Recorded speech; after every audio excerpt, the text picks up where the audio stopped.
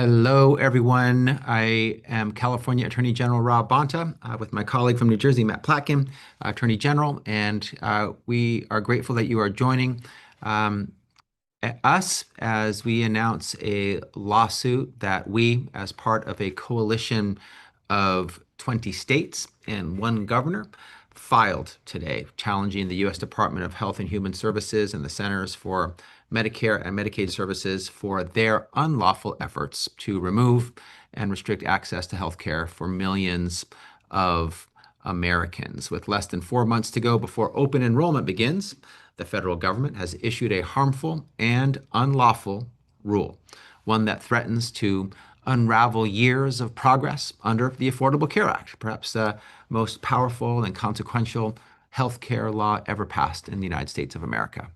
This so-called final rule would strip health insurance from nearly 2 million Americans, strip health insurance from nearly 2 million Americans by the Trump administration's own estimates.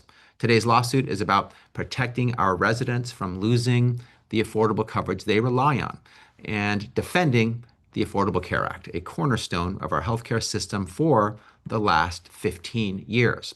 For us at California DOJ, it's also about keeping our promise. When the Trump administration breaks the law, we will be there to hold them accountable. More than 24 million Americans now receive affordable insurance through the ACA, including millions in California. If the federal government's final rule takes effect, nearly 2 million people nationwide could lose their coverage. States like California will face increased Medicaid costs.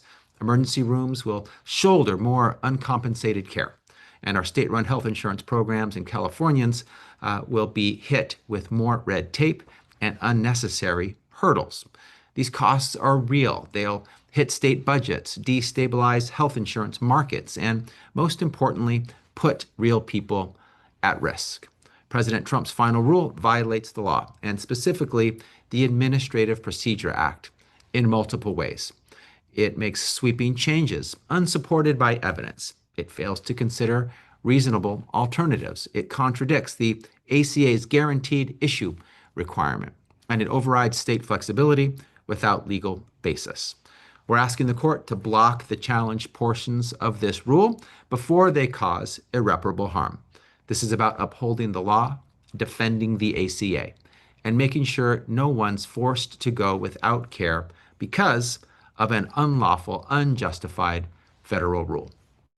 The Trump administration claims that their final rule will prevent fraud, but by slashing enrollment periods, raising burdensome documentation requirements, making enrollment and re-enrollment more difficult, and changing how gender-affirming care is funded, it's obvious what this is really about. This isn't a serious attempt to protect consumers.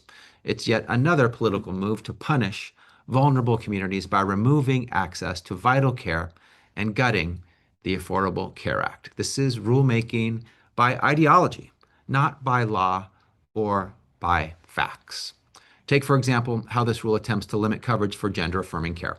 The federal government claims this care isn't commonly covered by employer plans, but the record shows the opposite. And yet they ignored that evidence without any explanation. Ignoring the facts and data seems to be, unfortunately, a common theme for this administration. To be clear, this care remains available in California. The rule makes California pay for this coverage, but doesn't outright ban it. I won't sit back while President Trump breaks the law. I won't stand by while millions of Americans, including children, seniors, and LGBTQ plus individuals, are stripped of their health care because of partisan power plays. That's why we're taking the Trump administration to court again, because the law is clear, the stakes are high, and the harm is real. The bottom line is California will always stand up to protect access to affordable, essential health care, no matter who's in the White House. I want to take a moment to recognize the outstanding individuals from my team who made today's action possible. Nimrod Elias, Sean McGuire, Crystal Adams, Hillary Chan, Anna Rich, Kathleen Borgers, and Nellie Palma. Thanks to a great team protecting healthcare rights and access throughout California and across the country.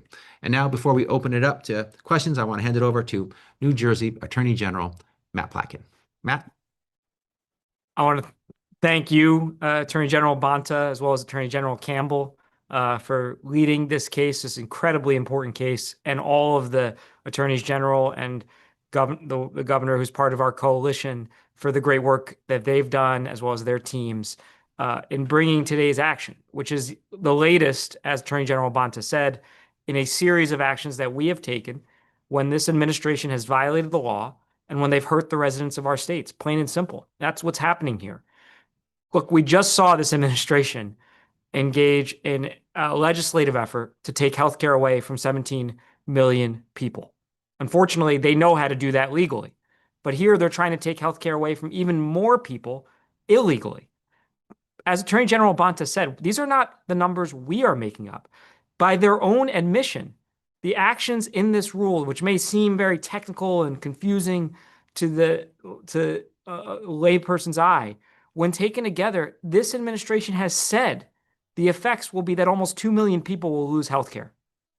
In a country where healthcare is one of the single biggest expenses everyone faces each and every month.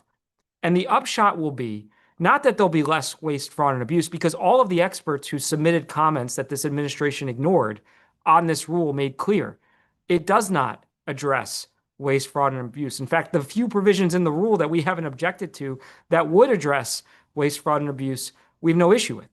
But the vast majority of what this rule does punishes, as Attorney General Bonta said, states and people who rely on the Affordable Care Act exchange for life-saving healthcare.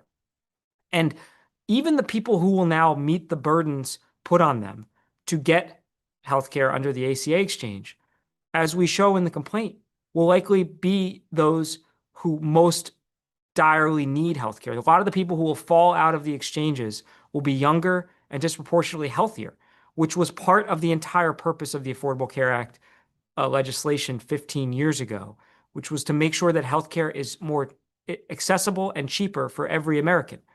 So the upshot here is clear. 2 million Americans, nearly 2 million Americans are going to lose healthcare. And for everybody else, the tens of millions who are on the healthcare exchanges, including in states like New Jersey and California, where we have our own exchange, where we've done a very good job of eliminating the waste, fraud, and abuse that this administration is concerned about, those people will pay more for healthcare. So it's going to dramatically affect millions of Americans' lives, make their lives more expensive, perhaps make them less healthy, and make healthcare out of reach, whether they're seeking cancer treatment, life-saving surgery, primary care, all of that out of reach for millions of people in this country. I have said many times since January 20th, I don't take issue with the president's decision and Congress's decision to lawfully exercise their authority. I might not agree with it, but my job is to stand up when the law is being broken and the people of my state are being hurt. And as Attorney General Bonta said, that is exactly what is happening here. The president does not, and his administration do not have the right to, with the stroke of a pen, undermine a legal structure that was put in place by Congress specifically for the purpose of making healthcare more accessible and more affordable for every American. That is what they are trying to do here. They are not in any way trying to address what they consider to be waste, fraud, and abuse. They're trying to make healthcare more expensive and less accessible for every American who relies on it for the most fundamental need to keep them and their families safe and healthy.